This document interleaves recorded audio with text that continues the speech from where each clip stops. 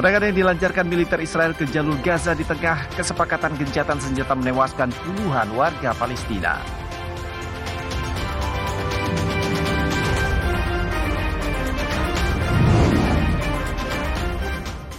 Pengadilan Korea Selatan menolak permohonan untuk menunda sidang kedua pemakzulan Presiden Yoon Suk Yeol.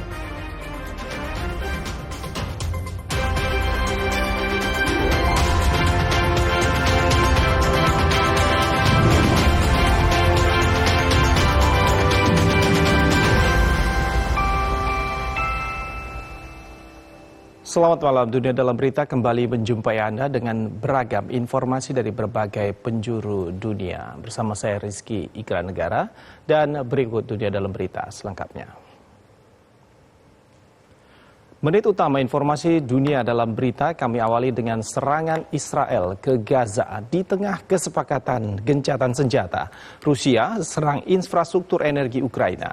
Kontroversi pemadam kebakaran swasta di Los Angeles dan badai salju di New York, Amerika Serikat.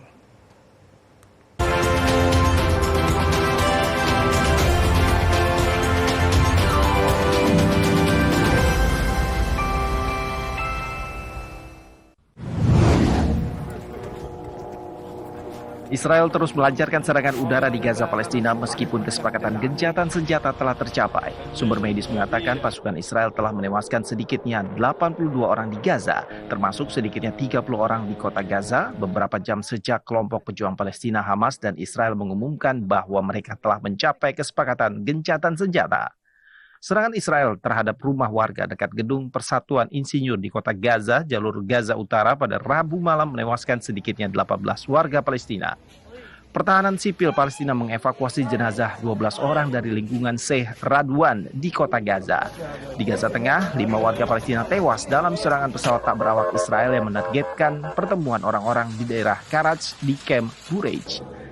Surat kabar Palestina Al-Quds melaporkan pada Rabu malam waktu setempat setelah kesepakatan gencatan senjata tercapai, jet tempur Israel melancarkan serangan terhadap Sheikh Radwan di utara kota Gaza.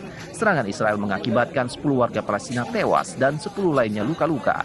Tentara Israel juga mengebom rumah di kota Gaza sehingga menimbulkan 18 korban jiwa.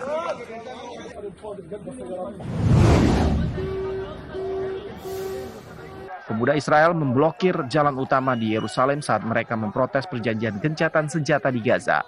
Polisi Israel mengusir beberapa pengunjuk rasa dari jalan untuk mencoba memulihkan arus lalu lintas. Sekitar 300 warga Israel, sebagian besar pemuda, bergabung dalam protes tersebut. Para perunding mencapai kesepakatan bertahap pada Rabu malam waktu setempat untuk mengakhiri perang di Gaza antara Israel dan pejuang Palestina Hamas. Kesepakatan gencatan senjata dicapai setelah 15 bulan pertumpahan darah yang menewaskan puluhan ribu warga Palestina dan mengobarkan kemarahan di Timur Tengah.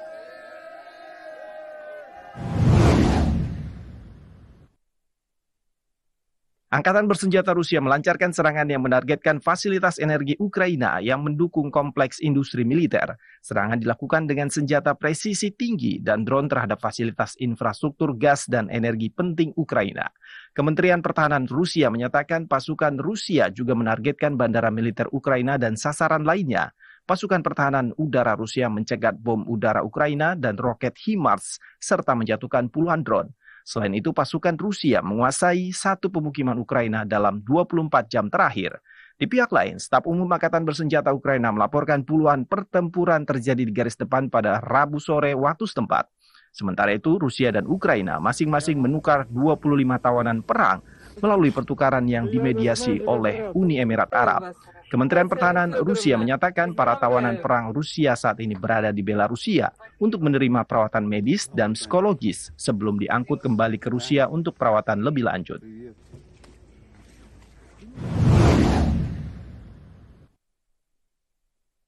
Angkatan Laut Iran menerima sinyal pertama dari kapal intelijen beberapa hari setelah tentara negara itu menerima pengiriman 1.000 drone baru. Kantor berita semi-resmi Iran, Tasnim, menayangkan rekaman gambar yang menunjukkan kapal itu berada di laut lepas, pantai selatan Iran, dekat kota pelabuhan Konarak, Iran. Zagros adalah kategori baru kapal militer yang dilengkapi dengan sensor elektronik dan kemampuan untuk mencegat operasi dunia maya dan melakukan pemantauan intelijen. Awal bulan ini Iran memulai latihan militer selama 2 bulan yang mencakup latihan perang ketika pasukan elit Garda Revolusi mempertahankan instalasi nuklir utama di Natanz dari serangan rudal tiruan dan drone.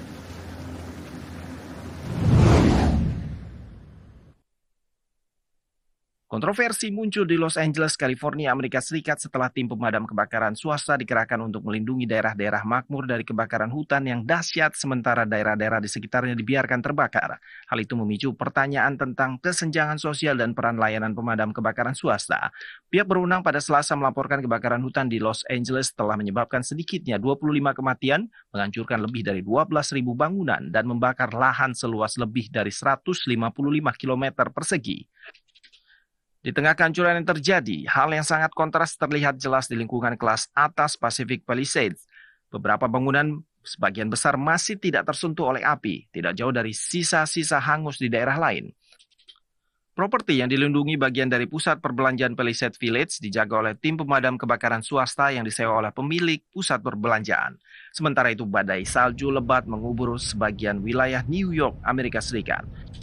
Badai efek danau menumpahkan salju lebat di New York bagian barat. Media melaporkan badai yang bertiup dari Danau Erie dan Danau Ontario telah menumpahkan salju setinggi 61 cm di beberapa daerah. Badai salju lebih banyak diperkirakan akan mengguyur hingga Kamis waktu setempat.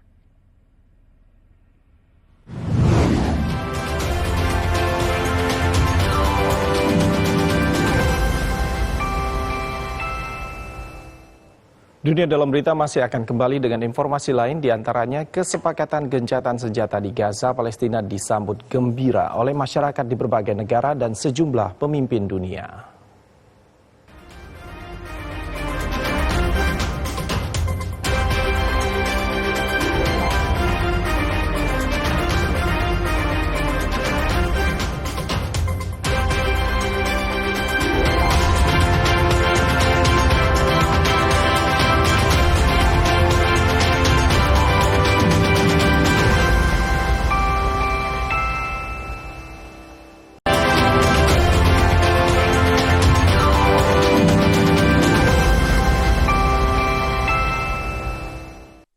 Terima kasih Anda kembali menyaksikan Dunia Dalam Berita.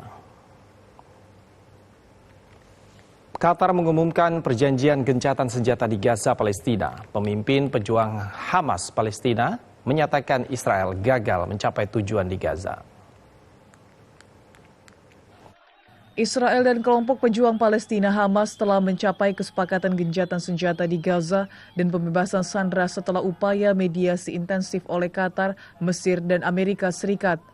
Perdana Menteri dan Menteri Luar Negeri Qatar, Sheikh Mohammed bin Abdul Rahman bin Jassim Al Thani mengumumkan kesepakatan itu dalam konferensi pers di Doha, Qatar pada Rabu waktu setempat. Perjanjian tersebut mencakup fase awal 42 hari. Lebih dari 15 bulan pertempuran di Gaza akan dihentikan. Militer Israel akan menarik diri dari daerah berpenduduk ke pinggiran Gaza sehingga memungkinkan warga Palestina yang terlantar untuk kembali ke tempat tinggal mereka di jalur Gaza. Bantuan kemanusiaan akan mengalir masuk dengan 600 truk memasuki Gaza setiap hari, termasuk 50 truk yang membawa bahan bakar yang sangat dibutuhkan untuk memulihkan listrik di jalur Gaza. Implementasi perjanjian gencatan senjata di Gaza akan dimulai pada Minggu 19 Januari. Hamas akan membebaskan 33 sandera sebagai ganti tahanan Palestina pada tahap pertama. Sementara itu, pemimpin Hamas di Gaza, Khalil Al-Hayya, mengatakan Israel gagal mencapai tujuan di Gaza. Penduduk Israel berlawanan dengan ketabahan rakyat Palestina di Gaza dan kepatuhan rakyat Palestina terhadap tanah mereka.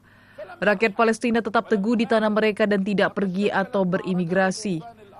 Pemimpin Hamas menyampaikan terima kasih kepada semua orang yang mendukung Hamas, rakyat Palestina, dan perlawanan para pejuang Palestina di saat-saat sulit. Secara khusus, Hamas menyampaikan terima kasih kepada saudara-saudara Palestina yang memberikan dukungan di masa depan. Kesepakatan gencatan senjata di Gaza, Palestina disambut gembira oleh masyarakat di berbagai negara dan sejumlah pemimpin dunia. Masyarakat dunia merayakan akan diakhirinya genosida di Gaza, Palestina. Masyarakat Palestina turun ke jalan Khan Yunis, Gaza Selatan pada Rabu malam waktu setempat ketika tersiar kabar bahwa Israel dan pejuang Palestina Hamas telah menyetujui kesepakatan gencatan senjata di Gaza. Mereka bersorak, menari, dan meniup trompet ketika semakin jelas bahwa terobosan telah dicapai sebelum pengumuman resmi dari Perdana Menteri Qatar. Kesepakatan itu menguraikan fase gencatan senjata awal selama 6 minggu dan mencakup penarikan bertahap pasukan Israel dari Gaza. Di Kairo, Mesir, warga Palestina mengibarkan bendera dan merayakan pengumuman perjanjian gencatan senjata antara Hamas dan Israel. Mereka mengaku tidak bisa melukiskan perasaannya dengan adanya gencatan senjata. Warga Palestina menyebut perjuangan mereka tidak sia-sia. Di ibu kota Yordania, Amman, warga Yordania turun ke jalan merayakan pengumuman kesepakatan gencatan senjata di Gaza. Rekaman gambar amatir saksi mata menunjukkan warga meluapkan kegembiraan dengan mengibarkan bendera Palestina dan meneriakkan yel-yel. Di ibu kota Tunisia, Tunis, warga Tunisia dan anggota komunitas Palestina setempat bergabung bersama dalam perayaan, menari dan bersorak sambil meneriakkan Gaza bebas. Kendati bersedia atas gugurnya para pejuang dan warga sipil Palestina, namun mereka berjanji akan membangun kembali Gaza dan keadaan akan lebih baik dari sebelumnya.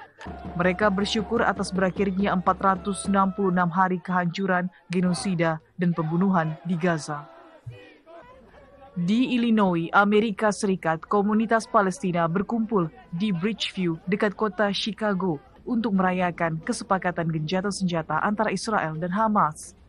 Sambil mengibarkan bendera Palestina, mereka meneriakkan slogan-slogan seperti dari sungai ke laut, Palestina nyaris merdeka. Mereka berpelukan gembira dan mendengarkan pidato warga. Salah seorang orator menyatakan, setelah 16 bulan pemboman terus-menerus, 16 bulan genosida, dan 16 bulan pembantaian, Israel terpaksa mundur dari Gaza dalam keadaan kalah dan terhina. Di ibu kota Jerman, Berlin, ratusan warga Palestina merayakan ketika tersiar kabar bahwa para perunding mencapai kesepakatan bertahap untuk mengakhiri perang di Gaza antara Israel dan Hamas. Kesepakatan gencatan senjata itu akan mengakhiri 15 bulan pertumpahan darah yang telah menewaskan puluhan ribu warga Palestina dan mengobarkan konflik di Timur Tengah. Para pemimpin dunia bereaksi atas kesepakatan gencatan senjata di Gaza, Palestina. Presiden Amerika Serikat Joe Biden mengatakan diplomasi intensif selama berbulan-bulan oleh Amerika Serikat dan mitra-mitranya berkontribusi terhadap kesepakatan gencatan senjata dan pertukaran sandera antara Israel dan Hamas. Beberapa pemimpin dunia lainnya bergabung dengan Biden mengunggah pemikiran mereka mengenai kesepakatan tersebut di situs media sosial X. Sekjen PBB Antonio Guterres mengatakan ia menyambut baik berita tentang perjanjian gencatan senjata di Gaza dan berterima kasih kepada Amerika Serikat, Qatar, dan Mesir atas upaya mereka dalam memediasi pembicaraan. Presiden Komisi Eropa Ursula von der Leyen memuji berita tentang kesepakatan gencatan senjata di Gaza yang akan mengembalikan para sandera dan bantuan kemanusiaan dikirimkan ke warga di Gaza. Kanselir Jerman Olaf Scholz dan Perdana Menteri Inggris Keir Starmer juga termasuk di antara para pemimpin yang memberikan komentar. Perdana Menteri Qatar Sheikh Mohammed bin Abdul Rahman Al Thani mengumumkan gencatan senjata pada Rabu malam, mengatakan kesepakatan gencatan senjata akan berlaku pada Minggu 19 Januari. Para perunding sedang bekerja sama dengan Israel dan pejuang Palestina Hamas mengenai langkah-langkah penerapan kesepakatan tersebut. Pengadilan Korea Selatan menolak permohonan untuk menunda sidang kedua pemakzulan Presiden Yoon Suk Yeol. Pengacara Yoon menyatakan presiden yang dimakzulkan itu tidak akan hadir dalam pemeriksaan oleh penyidik yang dijadwalkan pada Kamis sore waktu setempat. Mahkamah Konstitusi Korea Selatan hari ini menolak permohonan penundaan sidang kedua pemakzulan Presiden Yoon Suk Yeol. Pihak Yoon membenarkan permintaan tersebut dan menyatakan Yoon telah ditangkap dan sedang dalam penyelidikan di kantor investigasi korupsi untuk pejabat tinggi. Sidang pertama digelar pada Selasa 14 Januari, namun hanya berlangsung sekitar 4 menit karena ketidakhadiran Yoon. Berdasarkan hukum Korea Selatan, pengadilan dapat melanjutkan proses dalam sidang kedua tanpa kehadirannya. Mahkamah Konstitusi Korea Selatan hari ini menggelar sidang argumen lisan kedua dalam kasus pemakzulan Presiden Yoon Suk Yeol atas deklarasi darurat militernya pada 3 Desember 2024. Yoon, Presiden Korea Selatan pertama yang ditahan, dibawa ke pusat penahanan Seoul pada Rabu malam setelah menolak bekerja sama dengan kantor investigasi korupsi untuk pejabat tinggi. Mahkamah Konstitusi Korea Selatan memiliki waktu 180 hari untuk memutuskan apakah akan mencopot Yoon dari jabatannya atau mengembalikan kekuasaan kepresidenannya. Sementara itu, pengacara Yoon Suk Yeol menyatakan presiden yang dimakzulkan itu tidak akan hadir dalam pemeriksaan oleh penyidik pada Kamis sore waktu setempat.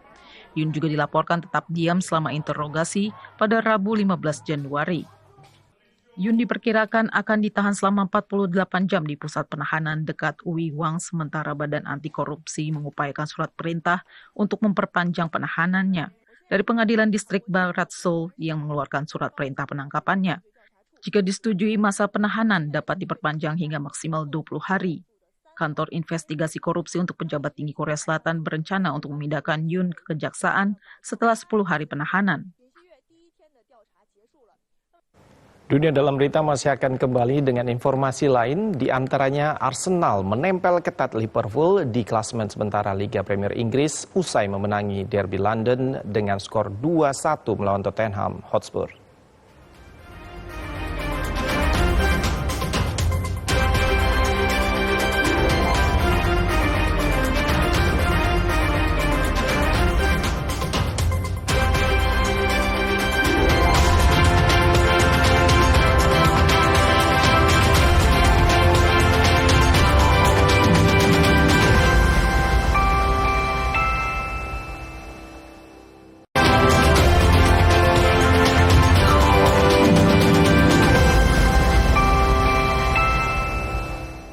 Terima kasih Anda kembali menyaksikan Dunia Dalam Berita. Arsenal menempel ketat Liverpool di klasemen sementara Liga Premier Inggris usai memenangi Derby London dengan melawan Tottenham Hotspur. Tertinggal lebih dulu, anak asuh Mikel Arteta mampu membalikkan keunggulan di babak pertama. Arsenal sukses memenangi Derby London dengan skor tipis 2-1 atas Tottenham Hotspur di laga pekan 21 Liga Premier Inggris yang berlangsung di Stadion Emirates, London, Inggris. Bermain menekan sejak awal laga, The Gunners justru tertinggal lebih dulu di menit ke-25 melalui tendangan Son Heung-min usai menyambar bola liar yang jatuh di depan kotak penalti yang membuat Spurs unggul 1-0. The Gunners berhasil menyamakan kedudukan menjadi 1-1 melalui gol bunuh diri di menit 39 setelah tandukan Gabriel Magalhaes membentur pemain Tottenham Dominic Solanke.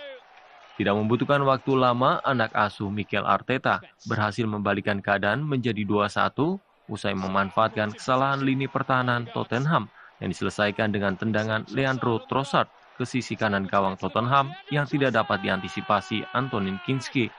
Skor 2-1 untuk kemenangan bertahan hingga paruh babak pertama. Memasuki babak kedua, kedua tim sama-sama bermain agresif dan menciptakan beberapa peluang. Namun tidak ada gol yang tercipta di babak kedua dan memaksa skor berakhir 2-1 untuk kemenangan The Gunners. Kemenangan ini membuat Arsenal naik ke peringkat 2 klasemen sementara Liga Premier Inggris dengan mengoleksi 43 poin, sekaligus memperpendek jarak dengan pemuncak klasemen Liverpool yang terpaut 4 poin. Sementara Tottenham turun ke peringkat 13 dengan 24 poin. North London remains red. Arsenal win their third consecutive. Barcelona memastikan 1 tiket perempat final Copa del Rey atau Piala Raja Spanyol usai menang telak 5-1 atas Real Betis.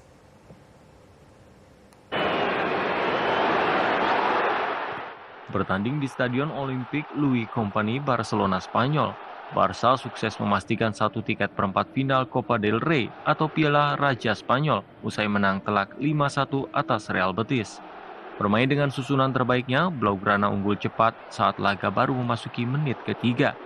Setelah umpan Dani Olmo di dalam kotak penalti, sukses dimanfaatkan Gavi menjadi gol. Tanpa tekanan di depan ribuan pendukung sendiri, Barcelona berhasil menggandakan keunggulan menjadi 2-0 di menit ke-26. Melalui tendangan keras Jules Koundé dari sisi kanan usai menerima umpan cantik Lamine Yamal. Skor 2-0 untuk kemenangan Barcelona bertahan hingga jeda. Selepas turun minum, Barca kembali menambah gol di menit ke-55 melalui Lamine Yamal.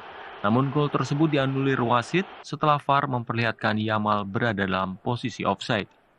3 menit berselang, Rapinya membuat Blaugrana unggul menjadi 3-0 di menit ke-57. Setelah tendangan volinya tidak dapat diantisipasi kiper betis Fran Vietes. Barcelona semakin menjauh setelah Fernan Torres mencatatkan namanya di papan skor di menit ke-66 setelah sukses mengonversikan umpan lambung Dani Olmo. Pesta gol Blaugrana ditutup Lamine Yamal di menit ke-74 yang sukses memanfaatkan umpan terobosan Fermin Lopez. Di sisa waktu babak kedua, Betis dapat memperkecil kedudukan 5-1 di menit ke-83 setelah Vitor Roque sukses menjalankan tugasnya sebagai algojo dari titik putih. Skor 5-1 untuk kemenangan Barcelona bertahan hingga akhir laga. Roket New Glenn milik Blue Origin hari ini mencapai orbit dalam penerbangan perdananya dari Florida, Amerika Serikat. Kendaraan peluncur orbital raksasa ini dikembangkan oleh perusahaan antariksa milik Jeff Bezos untuk menyaingi SpaceX milik Elon Musk dalam bisnis peluncuran satelit. Roket raksasa New Glenn milik perusahaan antariksa Blue Origin hari ini meluncur dari Florida, Amerika Serikat dalam misi perdananya keluar angkasa. Kendaraan peluncur orbital raksasa setinggi 30 lantai ini bertolak dari landasan peluncuran Blue Origin di Stasiun Antariksa Tanjung Canaveral, Florida. 7 mesin roket bergemuruh pada upaya lepas landas keduanya pekan ini. Peluncuran perdana ke orbit bumi ini merupakan ambisi Blue Origin, perusahaan milik Jeff Bezos, untuk menyaingi SpaceX milik Elon Musk dalam bisnis peluncuran satelit. Ratusan karyawan di kantor pusat perusahaan di Kent, Washington, dan pabrik roketnya di Tanjung Canaveral, Florida, bersorak saat Wakil Presiden Blue Origin Ariana Cornell mengumumkan tahap kedua roket tersebut berhasil mencapai orbit, tonggak sejarah yang telah lama ditunggu. Booster tahap pertama roket yang dapat digunakan kembali dijadwalkan mendarat di tongkang di Samudra Atlantik namun gagal melakukan pendaratan. Telemetri dari booster tersebut mati beberapa menit setelah lepas landas. Di dalam ruang muatan New Glenn terdapat prototipe pertama kendaraan Blue Ring pesawat ruang angkasa yang dapat bermanuver yang dirancang Blue Origin untuk keamanan nasional dan misi servis satelit. Kendaraan ini diharapkan menjadi produk andalan perusahaan yang akan ditawarkan kepada Departemen Pertahanan Amerika Serikat, Pentagon, dan pelanggan komersial. What a day. We see our team down in Huntsville. Our teams in Dan berikut perakiran cuaca kota-kota besar mancanegara berlaku mulai besok pukul 7 waktu Indonesia Barat.